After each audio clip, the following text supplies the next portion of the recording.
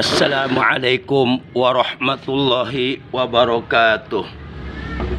Innal hamdalillah asyhadu an la ilaha illallah wa asyhadu anna Muhammadan abduhu wa rasuluh.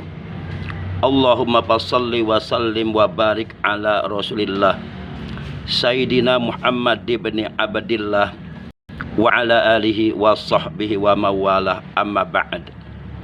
Saudaraku seiman, seagama, seakidah, rahimakumullah wa hadakumullah wa hafidhakumullah. Pada kesempatan kali ini Al-Fakir ingin menyampaikan tentang 3 perkara yang apabila kita istiqomahkan, maka niscaya kita akan memperoleh segala kebaikan yang banyak dari Allah, dan kita akan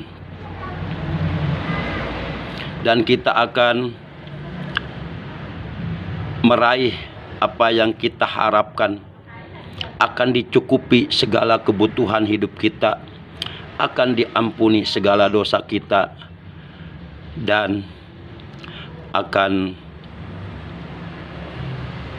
dibukakan oleh Allah, dikeluarkan oleh Allah dari segala kebuntuan dan kesulitan hidup. Saudaraku yang dimuliakan oleh Allah Subhanahu wa ta'ala, adapun 3 perkara tersebut yang seyogyanya kita istiqomahkan di dalam kehidupan kita. Yang pertama adalah istiqomah dalam bersyukur kepada Allah Subhanahu wa ta'ala. Yang kedua, istiqomah dalam beristighfar, memohon ampun kepada Allah Subhanahu wa ta'ala. Dan yang ketiga adalah istiqomah dalam bersolawat kepada kekasihnya Allah, baginda yang mulia tercinta, Nabi Agung, Nabi besar Muhammad sallallahu alaihi wasallam. Malajimal hamda ay as-sukra tataba'at alaihil khairat, wa malajimal istighfara putihat lahul maghalik, wa malajimas salata ala nabi sallallahu alaihi wasallam wajada matamanna wa kupiya hammahu wa gupiro jambu.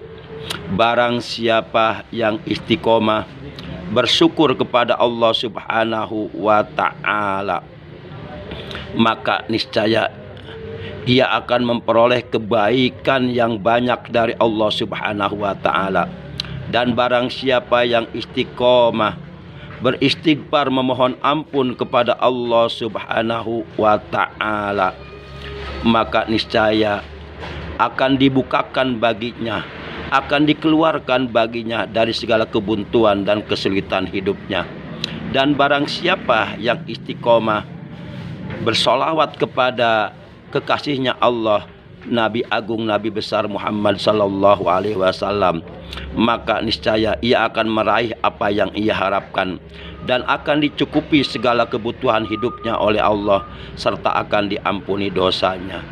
Saudaraku yang dimuliakan oleh Allah Subhanahu wa ta'ala, maka oleh karenanya mari kita istiqomah dalam 3 perkara tersebut, yaitu 1, istiqomah bersyukur kepada Allah. Yang kedua, istiqomah beristighfar kepada Allah. Dan yang ketiga, istiqomah bersolawat kepada Rasulullah sallallahu alaihi wasallam. Dalam Al-Quran Allah Subhanahu wa ta'ala telah berfirman, washkuruli wala takfurun, dan bersyukurlah kalian kepadaku dan janganlah sekali-kali kalian kufur. Artinya, gunakanlah nikmat-nikmat yang telah diberikan oleh Allah kepada kita. Gunakanlah untuk beribadah kepada Allah, gunakanlah untuk beramal soleh, untuk melakukan perbuatan-perbuatan yang diridhoi oleh Allah Subhanahu wa ta'ala. Dan jangan pernah kita menggunakan nikmat-nikmat dari Allah untuk berbuat durhaka kepada Allah, menggunakan nikmat-nikmat dari Allah untuk melakukan perbuatan-perbuatan yang dibenci oleh Allah, menggunakan nikmat-nikmat dari Allah untuk melakukan perbuatan-perbuatan dosa yang dilarang oleh Allah Subhanahu wa ta'ala. Rasulullah sallallahu alaihi wasallam, beliau selalu istiqomah beristighfar, memohon ampun kepada Allah Subhanahu wa ta'ala. padahal beliau sudah mendapatkan jaminan masuk surga. Bahkan beliau adalah orang yang paling pertama kali oleh Allah akan dipersilahkan masuk ke dalam surga. Namun beliau senantiasa istiqomah, beristighfar ampun kepada Allah Subhanahu wa taala.